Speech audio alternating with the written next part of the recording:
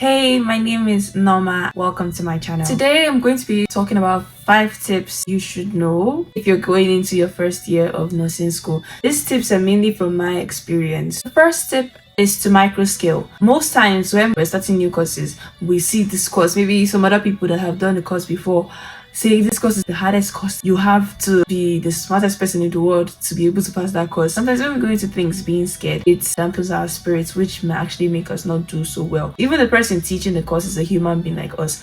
First, what can I do? I can start by focusing on every assignment. If I'm able to get a 4 out of 5 in every assignment, or maybe even a 2 out of 3 quizzes that account for 1 mark, 2 marks, 3 marks, there's no way you're not going to get a very good score in that course. So microskill, look at things from the smaller picture.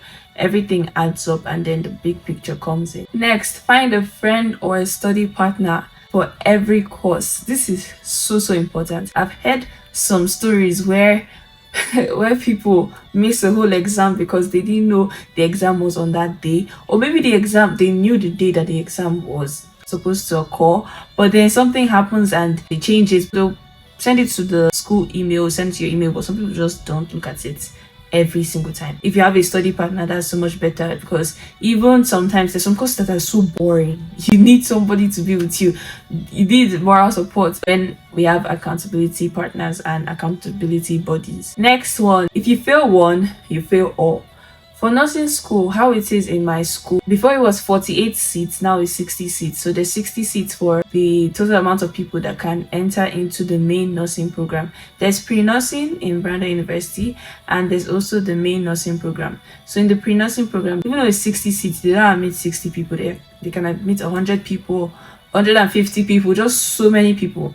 But then the people that are able to get the highest GPAs and also some other requirements that we have, the highest 60 to get all those requirements will go in. All the others are left behind and they have to sort themselves out. What I would say is sometimes some people focus on, oh, this course is an easy course, so let me put all my energy and strength into this one. I'm sure I'll get an A plus or an A.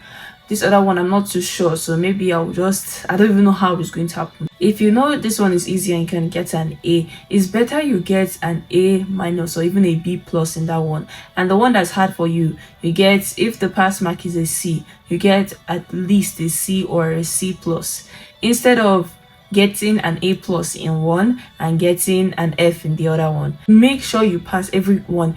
That's one thing we're talking about one time. I was talking about it with somebody. If somebody gets A in everything and there's just one course, now the person gets an F, a person will not be able to go in with every other person, because you have to, the pass mark is C, so you have to get C in every single course, even with the GPA and all that. Make sure you use equity to treat every course. Give every course the attention it needs. For those that are your weakness, you give more time, more effort. For those that you're strong in, you give enough time. Not I will not say less, enough time. And another one, this one helped me so much. ChatGPT. I use ChatGPT not for letters, because I hear some people use ChatGPT for plagiarism, which is bad. That's wrong.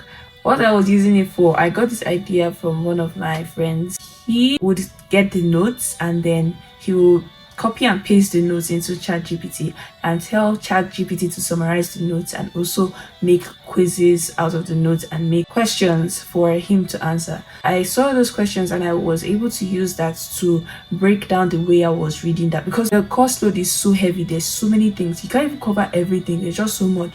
So putting it in that form, it makes it look doable. Not even school, some other things. I was using the ChatGPT. So ChatGPT, it can be used for your benefit.